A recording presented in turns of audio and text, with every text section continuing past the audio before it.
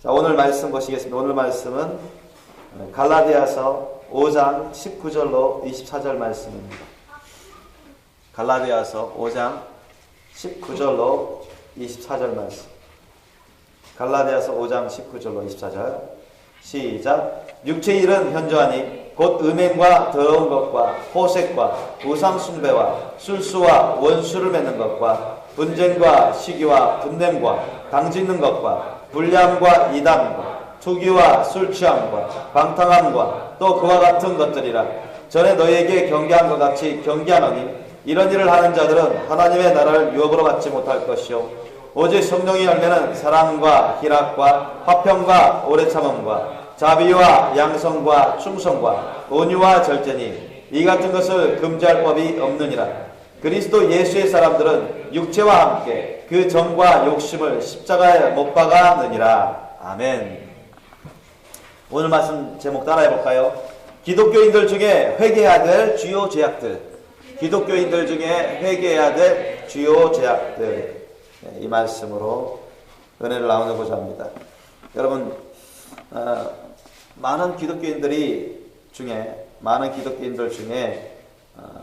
착각하고 잘못 생각하는 사람들이 많습니다. 교회만 다니면 다 구원받고 천국 가는 줄로 아는 사람들도 있고요. 세례만 받으면, 물세례만 받으면 다 구원받고 천국 가는 줄로 착각하는 사람도 있고요. 직분자만 되면 구원받고 천국 가는 줄로 착각하는 사람도 있고, 신앙 경력 어느 정도 쌓으면 구원받고 천국 가는 줄로 착각하는 사람도 많습니다. 또 예수를 믿는다, 아멘만 했다고 해서, 주여 주여 했다고 해서 나 예수 믿어요, 성경 믿어요, 교회 믿어요, 이렇게 하신 분들도 많습니다만 그런 가운데서도 천국 가지 못하고 지옥 가는 사람도 많습니다.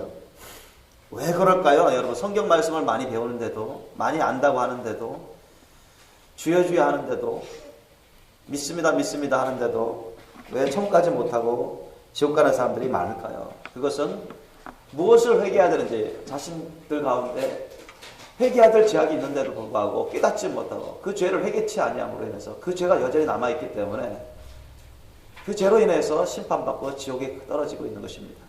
여러분, 그 어떤 죄라도 회개치 않은 죄가 단 한 가지라도 남아있다면 그 사람에게는 지옥으로 심판받아서 지옥으로 떨어질 만한 충분한 이유가 됩니다.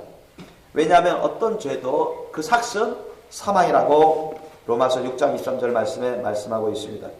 그러므로 우리가 여러분 누구든 여러분 천국 가려면 우리는 우선적으로 진실로 모든 죄악을 철저히 회개하셔야 됩니다. 믿습니까? 여러분 진실로 철저히 죄를 회개해야만 우리가 이 죄 문제를 다 해결하고 예수님을 의지해서 예수님의 그 놀라우신 긍휼과 자비의 사랑의 은혜로 우리가 천국길로 갈 수가 있습니다. 그런데 우리 기독교인들 가운데 흔히 깨닫지 못하는 그런 죄악들, 그래서 회개치 않고 회개치 못하는 죄악들이 많은데요. 오늘 이 시간에는 많지만 그 중에서도 주된 그런 죄악들, 그것을 우리가 살펴보기로 원합니다. 어쩌면 우리들 가운데 누구에게 해당되는 그런 죄악이 될 수도 있고요. 다행히 우리 생명교회 식구들 가운데는 없을 수도 있습니다. 그러나 이런 죄악들은 오늘날 교회들 가운데, 교회 크리스찬들 가운데 많이 행해지고 있는 죄악들이고, 또 이런 죄악들을 회개치 아니하면 지옥으로 갈 수밖에 없는 그런 죄악들이기도 합니다. 그리고 거룩한 신부 단장하는데도 당연히 걸림돌이 될 수밖에 없는 그런 죄악들입니다. 우리 하나씩 한번 살펴보기로 원합니다. 여러분, 우리가 신앙생활에 있어서 가장 기본적이고 우선적으로 잘해야 되는 게 뭐죠? 예배를 잘 드려야 되죠. 우리가 주일에 나와서 주님께 예배를 드리지 않습니까? 저와 여러분 중에는 그럴 사람이 없다고 생각됩니다만은, 그러나 아직도 형식적으로, 외식적으로 예배를 참여하는 사람들이 있다고 하십니다. 주님께서. 예배 드릴 때 신령과 진정으로 예배 드려야 하고 감사와 헌신의 예배를 드려야 되는데 예배 드릴 때 딴 생각을 해요. 딴 마음 품습니다. 형식적으로, 외식적으로 참여해요. 예배가 끝나서 있을 그런 일들을 생각하면서 예배 이후에 그런 일들을 또 마음에 두고 생각하면서 예배에 집중하지 않습니다. 예배 드릴 때 자기를 다 드리지 않습니다. 정성을 다해서 우리가 기도 드리고 찬양 드리고 말씀을 듣고 헌금하고 온전한 헌신의 예배를, 감사 예배를 드려야 되는데 그렇지 않습니다. 말씀 들을 때도 진지하게 듣지 않습니다. 나에게 주시는 하나님의 말씀을 듣지 않습니다. 예배 전에는 예배를 위해서 그렇게 구별해서 준비해야 되는데 그냥 예배를 준비하지 않고 딴 일로 바쁘고 게으름 피다가 예배 시간에 억지로 내지는 마지못해서 또는 마음에 주님을 향한 헌신의 마음도 없이 예배에 참석하는 사람들도 있습니다. 그러나 이런 예배는 주님이 기뻐하지 않습니다. 이런 것은 다 죄악된 예배예요. 잘못된 예배인 것입니다. 주일에는 여러분 주일 성수해야 되는데 주일 성수하지 않는 사람들이 너무 많다고 말씀하십니다. 그냥 회사 일이 바쁘면 회사 일을 핑계 삼아서 주일 예배도 안 드리고 주일 성수하지 않아요. 친척 중에 결혼한 사람이 있다면 결혼식이 또 주일에 있어가지고 거기 가야 된다면서 주일 예배도 빼먹고요. 주일 성수하지 않습니다. 또 자신의 욕심과 유익을 쫓아서 장사하고 매매를 합니다. 육신의 즐거움을 위해서 서서히 오락을 해가고요. 그러면서 주일 예배도 거룩히 드리지 아니하고 신령과 진정으로 감사 헌신의 예배를 드리지 않고 주일 성수를 범하는 사람들도 있습니다. 그래서 여러분 주일 예배를 드리지 않고 그냥 주일 예배 드리고 싶으면 드리고 말고 싶으면 말고 자기가 왕이에요. 자기가 기준입니다. 항상 자기가 하고 싶은 대로 하는 것입니다. 그러면서 기독교이다, 예수 믿는다 그렇게 하지만 여러분 주일 예배를 신령과 진정 감사와 헌신의 예배를 드리지 않는 사람들 회개치 않으면 그 죄악으로 인해서 하나님께서 심판하십니다. 주일 성수를 단지 1시간 예배 시간 참석했다고 해서 그것이 땡이다, 끝이다 그렇게 생각하는 사람도 많습니다. 그 다음부터는 아무렇게나 삽니다. 아무렇게나 자기 사사를 오락을 행하면서 TV 오락이나 육신의 오락이나 인터넷 등의 오락으로 자기 정욕을 쫓아서 행하기를 합니다.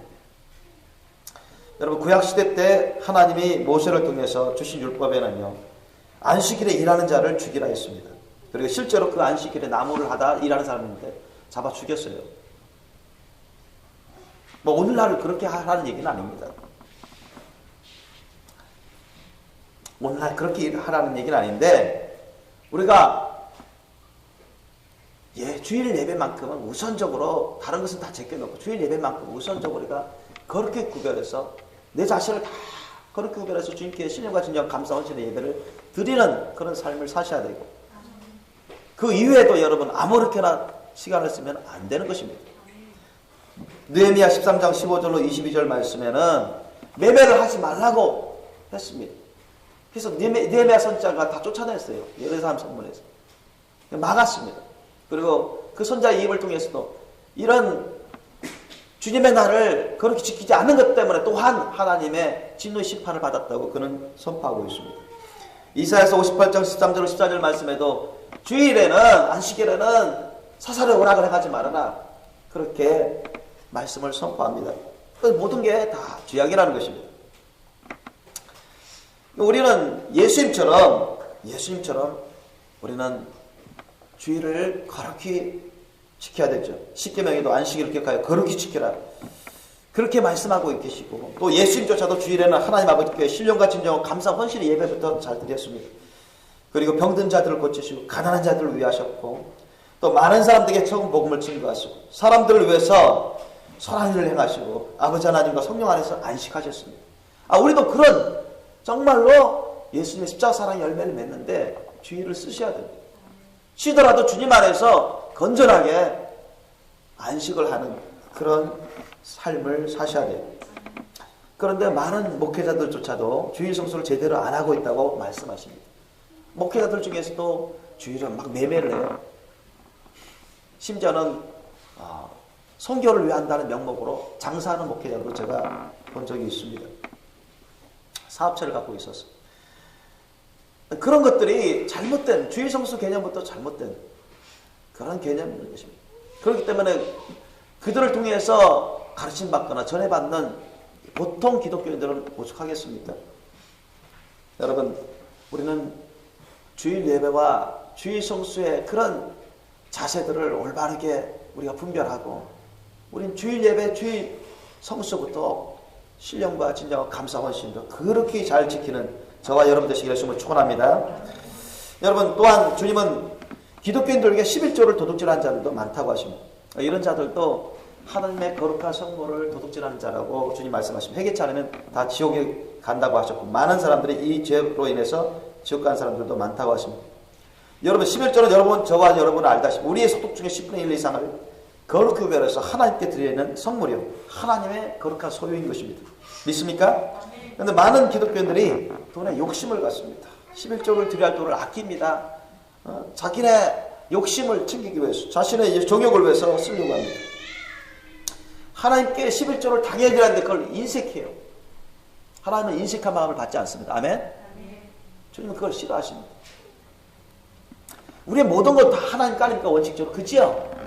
주님이 우리에게 복을 주셔서 10분의 9를 주신 것인데, 그래 너희들 내 말씀 뜻 안 해서 선하게 써라. 그러나 10분의 1은 나를 경외하는 신앙으로서, 너희 모든 것이 사실은 내가 주신 거라는 것을 너는 인정하는 신앙으로서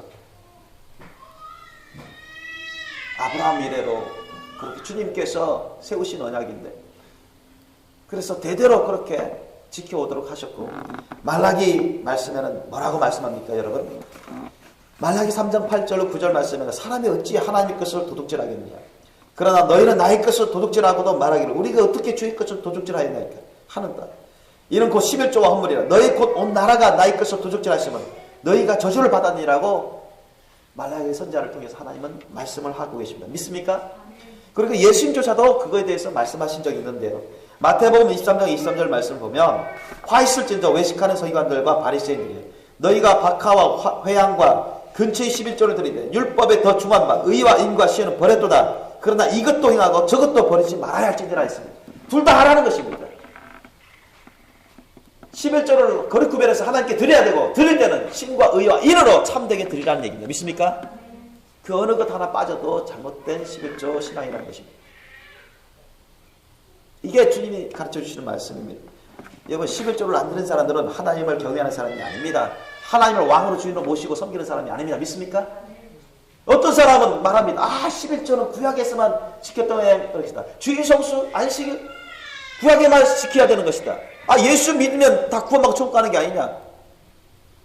그렇게 반박하는 사람들, 목회자들도 있고, 그런 기독교인들. 그러나 그것은 참된 구원의 믿음을 깨닫지 못하는 자들입니다. 하나님을 정말 마음을 다하고 목숨을 다하고 뜻을 다하고 힘을 다해 사랑하라 했었는데, 하나님을 경외하고 섬기라고 했는데, 주의 계명을 지키라고 하는데, 여러분, 예수님의 십자가 사랑의 복음은, 그 구원의 천국 복음은 십계명과 뗄래야 뗄 수 없는 관계에 있습니다. 믿습니까? 십계명을 부인하고 부정하고 안 지키면서 예수님을 사랑한다 말도 안 됩니다. 하나님을 사랑한다 말도 안 돼요. 예수님을 참된 구주로 주인으로 믿고 섬긴다는 그런 믿음은 십계명도 안 지키면서 그런 말을 하는 자체가 잘못된 것입니다. 맞지도 않는 거짓 믿음의 고백인 것입니다. 그런 사람들이 많아요. 구약에는 율법으로 구원받고 율법의 행위로 구원받고, 신약에 와서는 믿음으로 구원받는다. 그것도 잘못된 것입니다.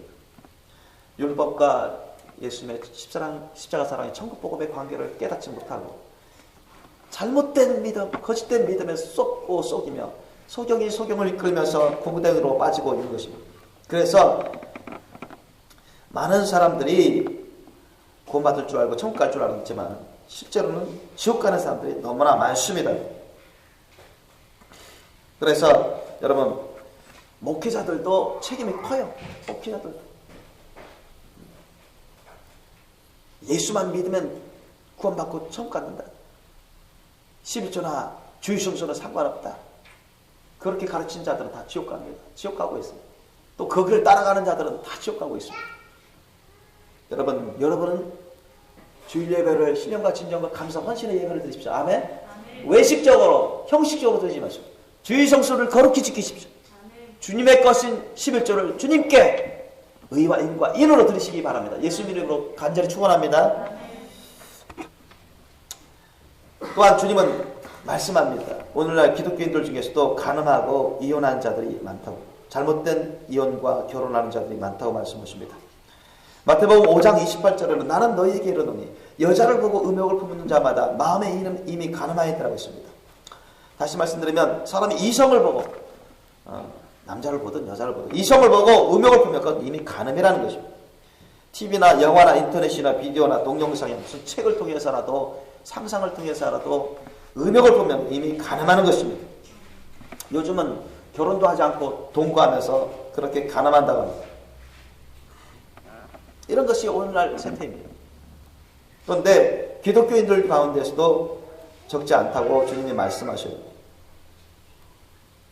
그런데 간음은 음행 가운데 하나입니다.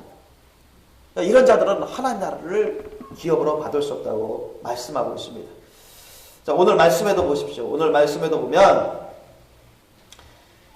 육체에 있는 현장이 곧 음행과 더러운 것과 호색, 이것이 다 거기에 관련된 겁니다. 오늘 말씀 우리가 시간 관계상 제가 일일이 다 말씀을 드릴 수는 없지만 주된 것을 제가 말씀드릴게요. 우리가 조심해야 되는 거죠. 그래서 우리는 자매 앞에서든 형제 앞에서든 우리가 항상 1절 주님의 사랑의 심령으로, 하나님 아버지의 심령으로, 예수님의 심령으로, 성령님의 심령으로 우리는 1절 깨끗함으로 대하시길 예수님으로 축원합니다. 예수님께서 마태복음 19장 9절에는 내가 너에게 말하노니 누구든지 음행한 연고 외에 아내를 내어버리고 다른 데 장가드는 자는 간음함이니라고 말씀하셨습니다. 마태복음 5장 32절에도 내가 너에게 이르노니 누구든지 음행한 연고 없이 아내를 버리면 이는 저로 간음하게 하며 또 누구든지 버린 여자에게 장가드는 자도 간음함이니라고 말씀하고 있습니다. 그러니까 누구든지 음행한 연고 없이 이혼하면 그것은 이미 간음하게 하는 것이고 간음의 길로 가고 있다는 것입니다. 고린도전서 7장 10절에서 11절을 보면 혼인한 자들에게 내가 명하노니 명하는 자는 내가 아니요 주시라. 여자는 남편에게서 갈리지 말고 만일 갈릴지라도 그냥 지내든지 다시 그 남편과 화합하든지 하라. 남편도 아내를 버리지 말라. 그렇게 말씀했습니다. 고린도전서 7장 15절을 보면 혹 믿지 아니하는 자가 갈리게 하라. 형제나 자매나 이런 일에 구속받을 것이 없느니라. 그러나 하나님은 화평 중에서 너희를 부르셨다고 말씀하고 있습니다. 이것은 여러분 예수님 믿고 섬기는데 신앙으로 배우자가 세상을 쫓아서 예수님 믿고 섬기는 배우자를 핍박할 때 막 이혼을 요구하고 있죠. 강제적으로 이혼 소송을 하고 그러면 어쩔 수 없습니다. 자기가 이혼을 하기 싫어도 이혼을 당하게 되는 거죠. 그리고 배우자가 음행해서 회개치 않는 것입니다. 계속. 그러면 그때는 우리가 이혼을 할 수가 있습니다. 그렇게 예수님의 사랑을 용서하고 용서하는데 계속 회개치 않아요. 그래서 계속 음행으로 자기 열매를 맺으면서 정상적으로 결혼 생활을 할 수 없을 때는 여러분 주님의 영광을 위해서 주님 안에서 이혼을 할 수는 있지만 그렇다 해서 곧바로 우리가 재혼을 하라는 얘기는 아닙니다. 오늘 본 이 고린도전서 7장 10절에서 11절 말씀 보더라도 혼자 지내라는 혼자 그냥 지내든지 왜 지냅니까? 그 사람이 회개할 수 있도록 기회를 주기 위해서 배우자가 회개할 수 있도록 예수님의 사랑은 끝없는 완전한 사랑입니다. 믿습니까? 어떤 죄인도 용서하고 어떤 원수도 용서하는 사랑입니다. 믿습니까? 그렇기 때문에 그 사람에게 계속 배우자가 회개할 수 있도록 돌아올 수 있도록 기회를 주기 위해서는 혼자 기도하면서 지내야 돼. 그래서 회개해서 돌아오면 다시 화합하라는 그 말씀인 것입니다. 신앙 예수님을 믿고 섬기는 것 때문에 배우자가 핍박해가지고 자기가 이혼을 원치 않지만 이혼을 당해요. 요즘은 신앙 때문에 이혼을 당하는 사유도 있습니다. 세상 법정을 통해서는. 그럴 때는 어쩔 수 없잖아요. 이혼을 당하는 거죠.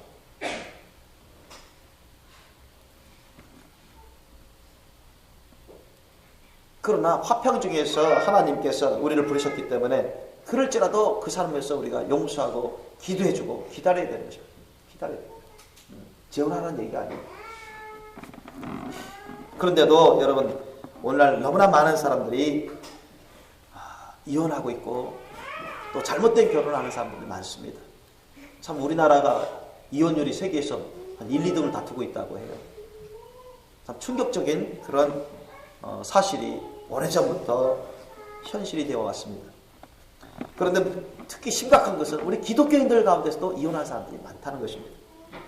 그런데 그 이혼이 아까 제가 말씀드린 것처럼 합당한 이혼이 아니라는 거예요.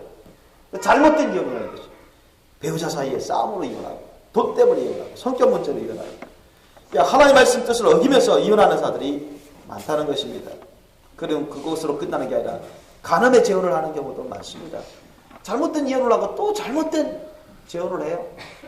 그런 것이 다 여러분 간음의 이혼들이요. 간음의 재혼들인 것입니다.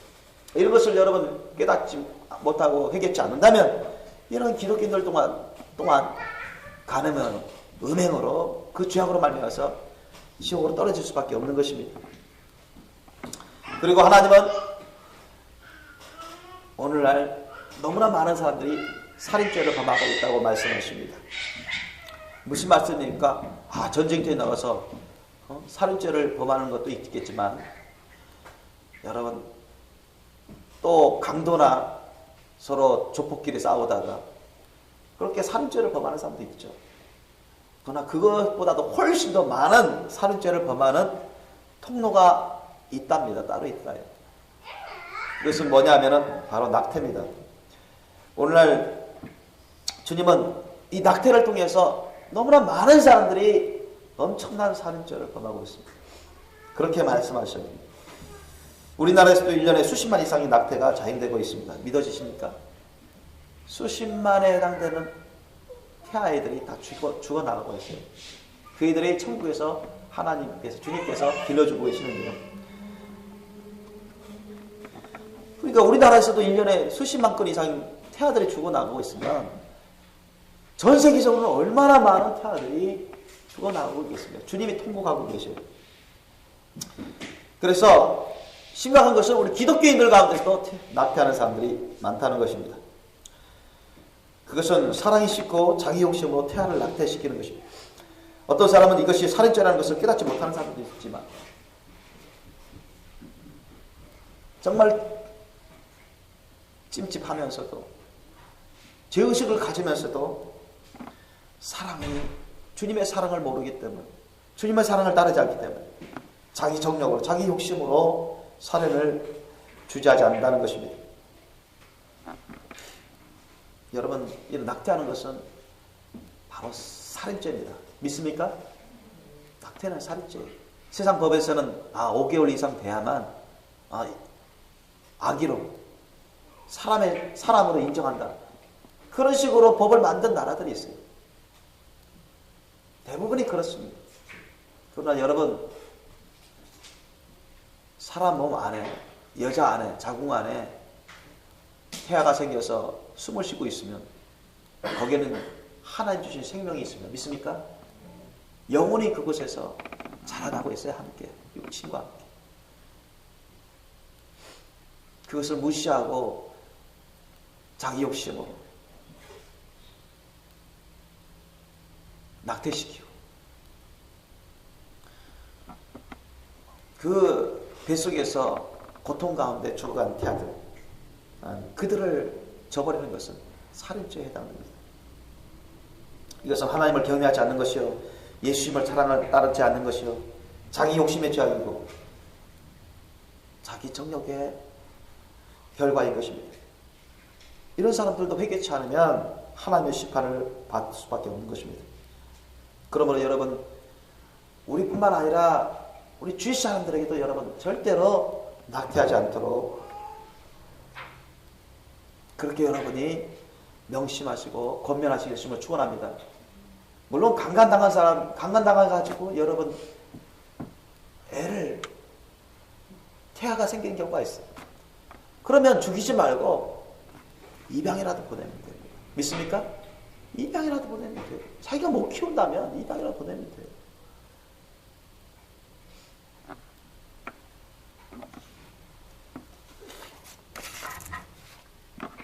또한 오늘날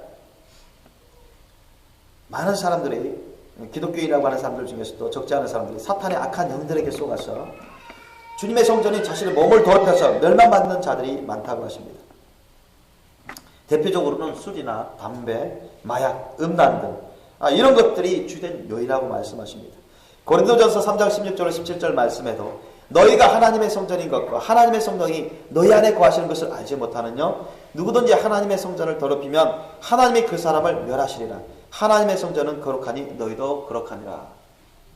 이 말씀 여러분 그대로 믿습니까? 사실입니다.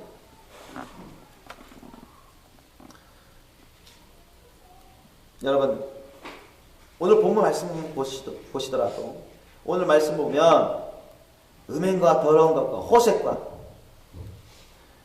또한 우상숭배와 술수와 원수를 맺는 것과 분쟁과 시기와 분냄과 당지는 것과 불량과 이단과 투기와 술취함과 방탕함과 또 그와 같은 것들이다. 전에 너희에게 경고한 것 같이 경고하노니 이런 일을 하는 자들은 하나님의 나라를 유업으로 받아요? 못 받아요? 받지 못할 것이요. 이렇게 말씀을 명확하게 규정하고 있습니다. 여러분 이 말씀 그대로 믿으시길 예수님을 축원합니다. 예수를 믿는다 할지라도 교회 다닌다 할지라도 이런 죄악으로 회개치 않으면 이런 죄악으로 인해서 회개치 않으면 지옥 가기에 충분한 죄악이 되고 맙니다. 버림받는 기독교인이 될 수밖에 없는 것이죠. 우리 기독교인들 중에서도 조심해야 될 그런 죄악 중에 하나가 뭐냐면 아직도 제사나 추도 예배를 드리는 사람들이 있어요. 여러분 또 어떤 기독교인들은 제사는 우상숭배지만 추도 예배나 추모 예배는 그거는 괜찮지 않느냐 그렇게 말하는 사람도 있습니다. 그러나 제사와 추도 예배, 추모 예배는 우상숭배예요. 우상숭배 문화입니다.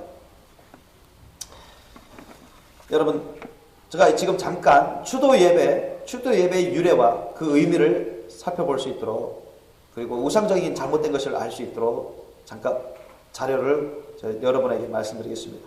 1897년 당시 아펜젤러 선교사 등이 발행한 신문이 조선 그리스도인 화보 9호로가 있었습니다.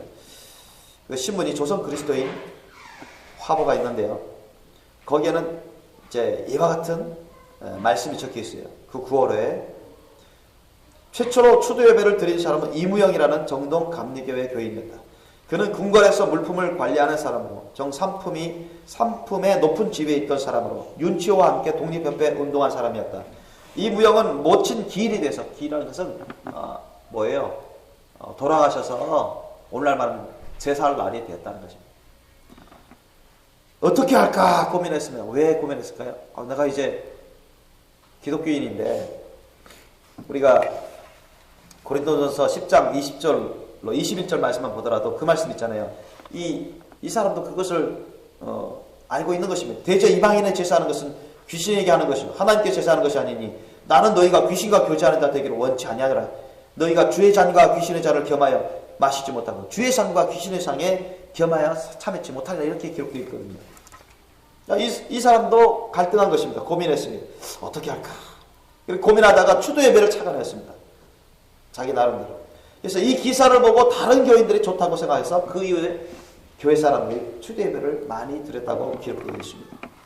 그리고 그 이후에는 1934년에 감리교 총회에서 추도 예배를 정식으로 인정했고 교리와 장정 예문서에 부모님 기일 기념 예문, 부모님 기일 돌아가신 날 기념 예문을 삽입했고 구세군과 성결교도 이 영향을 받아서 1950년대 추도식을 공식적 예식으로 인정했고 장로교는 1970년대 말에 받아들였습니다. 근데 여러분 추도 예배는 어떤 것입니까? 죽은 자를 생각하고 슬퍼하며 드리는 예배가 추도 예배입니다. 추모 예배는 죽은 자를 생각하고 그리워하면서 드리는 예배가 추모 예배예요. 그런데 이것은 여러분 온전히 하나님만을 향한 예배가 되지 않습니다. 여러분 우리가 드려야 될 예배는 오직 누구를 향해서만 드려야 됩니까? 하나님을 향해서만, 오직 하나님을 향해서만 드려야 되는 예배가 되어야 될 줄 압니다. 그러나 이들은 죽은 사람을 향한 예배의 의미가 짙게 깔려 있습니다. 추도 예배나 추모 예배는 죽은 사람을 향한 예배의 의미가 짙게 깔려 있습니다. 예배의 대상은 오직 하나님 한 분뿐이신데 죽은 사람을 생각하면서 예배 드린다는 게 여러분 그게 맞는 예배입니까? 이게 옳지 않은 예배. 하나님은 이것을 가증스럽게 여기십니다. 하나님 이것을 너무너무 싫어하십니다. 사실 추도 예배의 동기를 우리가 살펴보기를 원합니다. 첫째, 한 세 가지로 우리가 나누어 볼 수가 있는데요. 추도 예배 같은 경우에 첫째, 왜 추도 예배를 드리냐? 부모 등 자기 가족이 죽음을 슬퍼한 나머지 추도 예배를 드리고자 하는 것이고, 둘째는 조상 등 자기 가족의 죽은 날을 기념하려고 추도 예배를 드린다고 합니다. 셋째는 의례껏 해오던 전통 풍습인 제사를 안 하고요. 추도 예배라도 안 드리면 불신 가족들과의 말차이 더 커지게 됩니다. 그리고 마치 불효이냐 기독교인을 비난하는 불신자 가족들이 있을 수 있어요. 실제로 그래왔고요. 그리고 전도도 더욱 어려워질 것이라 걱정하고 두려워했기 때문에 제사와 예배 사이에 어느 정도 타협을 하고자 했던 것입니다. 이 이무영 씨도 바로 그랬던 것입니다. 제사와 예배 사이에 타협을 하고자. 오늘날도 그런 사람들이 있어요. 이렇듯 추도 예배는 예배와 제사를 합친 기독교식 제사 행위라 할 수 있습니다. 그렇기 때문에 이미 죽은 사람을 위해서 행하는 제사나 추도 예배를 행하거나 거기에 참여하는 자들은 하나님 말씀을 어기는 사람, 변질된 예배를 드리고 감춰진 우상 숭배 문화에 참여하고 있는 것입니다. 그래서 하나님이 진노하시는 우상 숭배죄를 범한 것, 회개치 않으면 지옥에 갈 수밖에 없다고 주님이 말씀하십니다. 그런데 우리 기독교인들 중에서도 이런 우상 숭배자를 여전히 깨닫지 못하고 끊어버리지 아니하고 회개치 아니함으로 지옥으로 떨어진 자들이 많다고 주님이 말씀해 주시는데요. 심각한 것은 교회들 가운데 심지어는 목회자들이 목사들이 나서서 이런 추도 예배를 행하도록 소식지를 나눠주기까지 한다는 것입니다. 뭐 큰 교회들 가운데 또 그런 게 많아요. 잘못된 예배를 드리도록 변절된 예배, 우상 숭배 문화에 서서 살도록 그렇게 만들고 있습니다. 여러분 과거 일제시대 때에도 여러분 기독교 목사나 장로들이 일제 그 압제에 굴복했습니다. 그래서 일본 천황 숭배에 동조했고 신사 참배 예식에 참여한 많은 교회들이 있었습니다. 사실 목회자인 목사나 또 동역자인 장로들이 앞장서서 일본 천황 숭배를 막아야 되고 일본의 신사 참배 예식을 반대하고 그것을 차단해야 될 그런 영적인 의무와 사명이 있음에도 불구하고 큰 핍박을 받을까봐 두려웠어요. 목숨을 잃을까봐 두려웠어요. 그래서 일제의 압제에 굴복해서 그것을 찬동하고 함께 앞장서서 일본 신사 참배 예식을 거행하고 교회에서 그렇게 하도록 만들었습니다. 대부분의 목사들, 장로들이 그와 같은 우상 숭배죄를 범했습니다. 그리고 많은 분별치 못하는 일반 기독교인들을 우상 죄악의 길로, 우상 숭배의 길로 죄악된 길로 이끌었어요. 여러분 이것은 또한 소경이 소경을 이끌어 같이 구덩이에 빠지는 격이었습니다. 그리고 주님은 말씀하십니다. 그 당시에도 많은 목회자들 비롯해서 기독교인들이 이것을 회개치 않아 지옥으로 떨어진 자들이 많다고 주님 말씀하셨습니다. 또한 오늘날 우리 교회들 가운데 우리가 경계해야 될 것들이 있습니다. 그 중에 하나가 무엇인가 하니 요즘 교회들 선교단체 중에는 전도와 선교 집회 가운데 마술을 공연하거나 가르치거나 배우도록 하면서 사람들의 호기심과 재미를 자극해가지고 사람들을 끌어모으고자 하는 그런 교회들이 점점 많아지고 있습니다. 이들이 말하는 것은 뭐냐? 마술을 이용해서 사람들의 마음을 쉽게 열어가지고 복음 전도하는 기회로 삼고자 한다는 것입니다. 그러나 그들은 하나는 생각하고 있지만 하나는 다른 것을 더 중요한 것은 깨닫지 못하고 있습니다. 성경 레위기 19장 26절 말씀에는 너희는 무엇이든 피채 먹지 말며 복수를 하지 말며 술수를 행치 말아라. 술수라는 것은 이게 마술입니다. 마술. 술수. witchcraft. 신명기 18장 9절 13절 말씀을 보면 하나님은 요술하는 자, 마술하는 자를 가증히 여긴다고 나옵니다. 가증히 여기신다. 그리고 너희 중에 그것을 용납하지 말아라. 이방 족속들이 그것 때문에 내가 쫓아낸다고 주님이 말씀하셔요. 하나님은 말씀을 가정히 여기시고 또 하나님은 이런 죄악을 회개치 않는 자들은 심판하신다고 말씀하십니다. 오늘 본문 말씀에도 나오잖아요. 그렇죠? 아까 우리가 금방 읽었던 글 중에 20절 보세요. 우상 숭배와 술수와 이 술수가 뭐냐? 위치크래프트. 마술이다 마술.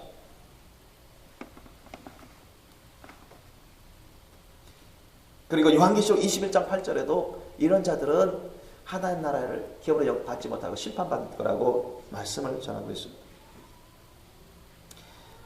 하나님이 가증히 여기시는 말씀을 교회에 들어오는 것은 설령 전도와 선교의 동기가 있을지라도 그 방법이 잘못된 것입니다. 여러분, 하나님은 주님 말씀에 악은 모든 모양이라도 버리라고 말씀하십니다. 믿습니까? 데살로니가전서 5장 22절에 그와 같이 말씀하고 있습니다. 말씀은 사람들의 관심을 끌어서 사람들을 모이게 할 수는 있어도 그러나 복음을 받아들여서 구원받게 할 수는 없습니다. 교회를 다니더라도 오히려 예수님과 하나님 말씀에서 멀어지게 하는 미혹이 역효과가 있습니다. 그런데도 교회 목사들이 이것을 분별치 못하고 무시하며 자기 임의대로 행하여 많은 사람들을 잘못되게 만들고 교회를 더럽히고 있는 가운데 있습니다. 주님은 교회가 마술을 중단하고 차단하라고 말씀하십니다. 여러분, 저와 여러분에게는 절대로 이런 모임에 참여하지 마시고 이런 것을 여러분 경계하시기를 예수님의 이름으로 축원합니다. 또한 주님은 우리 모든 사람들에게 어떠한 죄인도 어떠한 원수도 용서하라고 말씀하십니다. 우리 예수님은 죽을 수밖에 없는 수많은 죄 가운데 있는 우리를 죄인 가운데서 우리를 불러주시고 우리의 죄악을 용서해 주셨습니다. 죄 없으신 예수님이 자신을 희생하시면서 우리의 죄값을 다 청산해 주시고 우리를 용서해 주셨어요. 그리고 우리를 하나님의 자녀로 삼아 주셨습니다. 우리가 하나님께 직접적으로 지은 죄도 용서받았고 사람들에게 지은 죄도 용서받았습니다. 그런 것처럼 하나님은 우리가 또한 예수님을 통해서 사람들, 죄인들을 심지어 원수 같은 사람도 용서라고 말씀하십니다. 마태복음 6장 14절과 15절 말씀에 너희가 사람의 과실을 용서하면 너희 천국께서도 너희 과실을 용서하시려니와 너희가 사람의 과실을 용서하지 아니하면 너희 아버지께서도 너희 과실을 용서하지 아니하시리라고 예수님이 단호하게 말씀하셨어요. 그렇기 때문에 여러분, 저와 여러분은 어떤 죄인이라도 우리가 용서하셔야 됩니다. 예수님의 사랑을 따라서. 아멘? 어떤 원수 짓을 하는 사람이라도 뭐 북한 군인들이든 뭐 김정은도 불쌍하게 여겨야죠.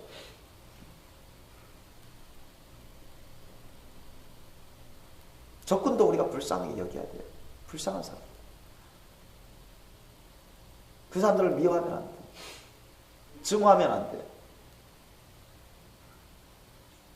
그들도 다 사탄에게 쏘아서 죄악 가운데 있는 것입니다. 불쌍히 여기죠. 우리도 과거에는 그랬다고. 우리도 과거에는 얼마나 많은 죄악을 범했습니까? 얼마나 많은 사람들을 우리가 용서하지 않고 증오하고 원수같이 여겼습니다.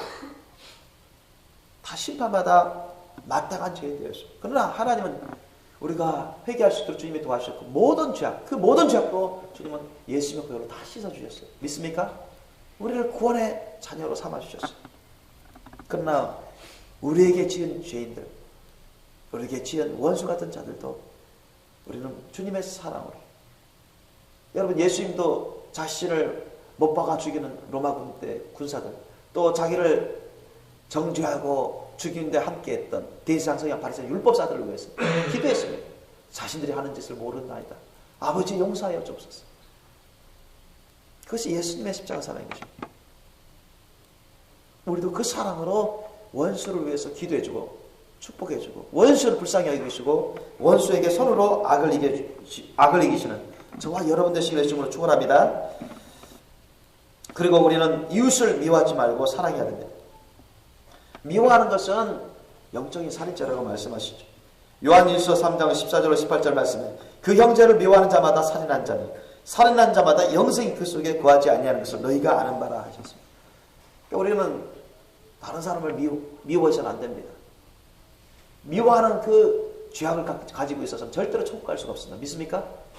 영적인 살인죄예요.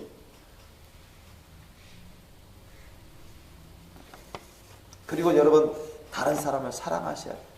다른 사람을 사랑하지 않으면 절대로 여러분 천국 갈 수 없습니다. 믿습니까? 예수를 믿어서 천국 가는데도요. 사랑이 없는 믿음은 거짓 믿음입니다. 하나님을 사랑하지 않고 형제자매 이웃을 사랑하지 않고서는 절대로 천국 갈 수 없습니다. 그런 믿음은 거짓 믿음입니다.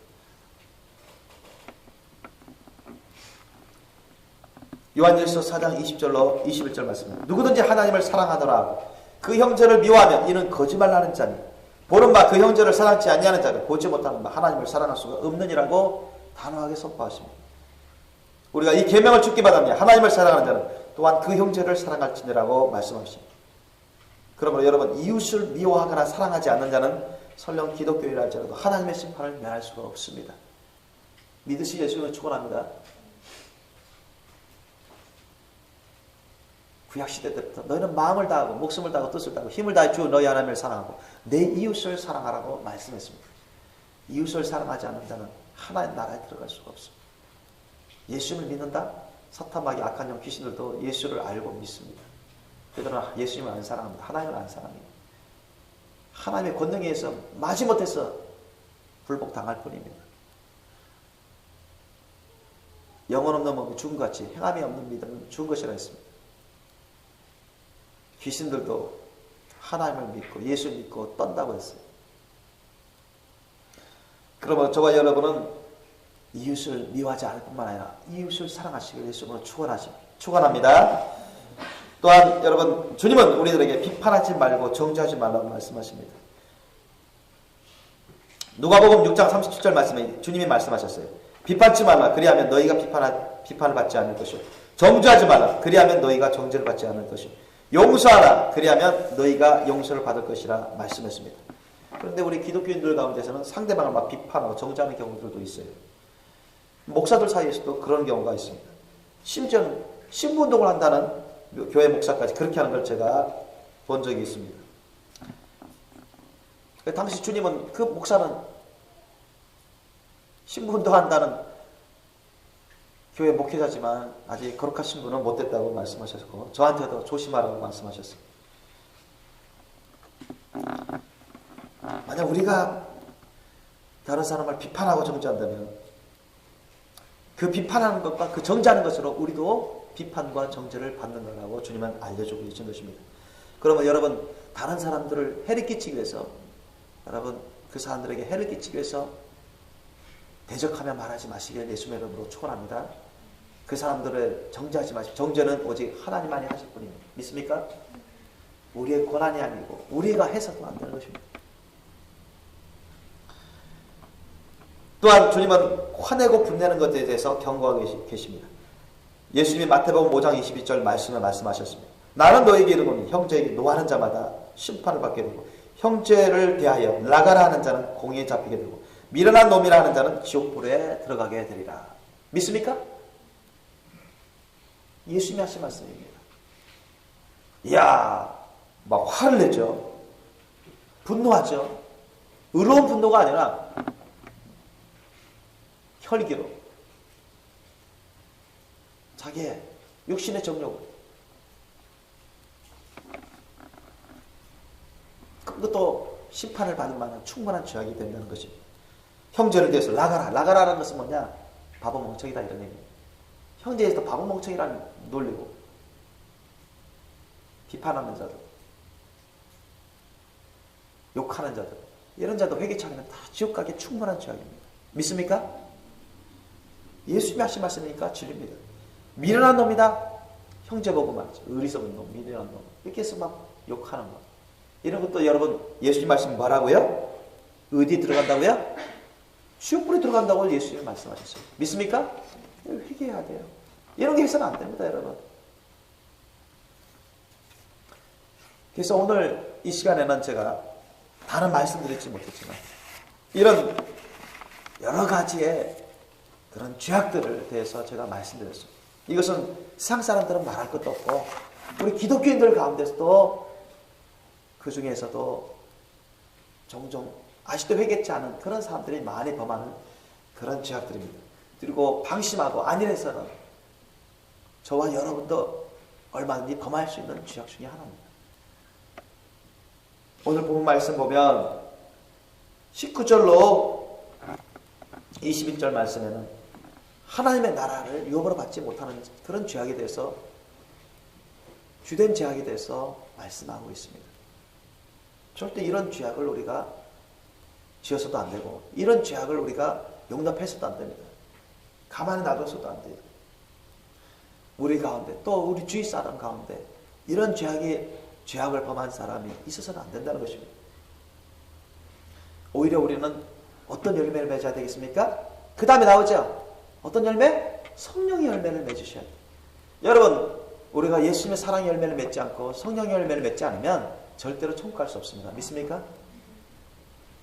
하나님을 사랑하고 예수님을 사랑하고 이웃을 사랑하는 사람들은 천국 가게 되는데 다 사랑의 열매, 성령의 열매를 맺게 되어 있습니다. 믿습니까? 주님의 말씀 뜻대로 순종하는 사람들은 다 예수님의 사랑의 열매를 맺어요. 성령의 열매를 맺게 되어 있습니다. 그러면 저와 여러분은 항상 예수님의 사랑을 따라 주님의 말씀 뜻을 온전한 믿음으로 순종하는 삶을 사시길 예수님을 축원합니다. 그래서 사랑의 열매 풍성히 맺고 사랑을 통해서 성령을 통해서 성령의 열매를 풍성히 맺는 저와 여러분 되시길 예수님을 축원합니다. 그래서 천국 가기 부족함이 없고 거룩한 신부로 단장 되시는 저와 여러분 되시길 예수님을 축원합니다. 우리 가운데 죄성을 통해서 육체를 통해서 사탄과 약한 영들이 죄악을 범하게 만들려고 하고 있고 죄악의 구렁텅이로 끌고 가고자 하고 있고 미혹하고자 합니다. 그래서 우리는 항상 사도 바울의 고백처럼 우리의 육체와 함께 정과 욕심이 우리 가운데 역사하지 못하도록 항상 십자가 못 박아 죽여버리도록 오직 성령의 소욕을 쫓아 살아갈 수 있도록 예수님의 십자가 사랑을 따라 살아갈 수 있도록 주님의 말씀 뜻에 절대 순종하며 살아갈 수 있도록 힘쓰시길 예수님을 축원합니다. 기도하시겠습니다. 우리 오늘 말씀을 기억하시고 생각하시면서 우리가 회개할 것이 있다면 회개할 수 있기를 원하고 주님께 간절히 간구할 수 있기를 원합니다. 또 다른 사람을 위해서 우리가 중보 기도할 수 있는 그 시간도 될 수 있기를 원합니다. 우리 함께 기도하시겠습니다.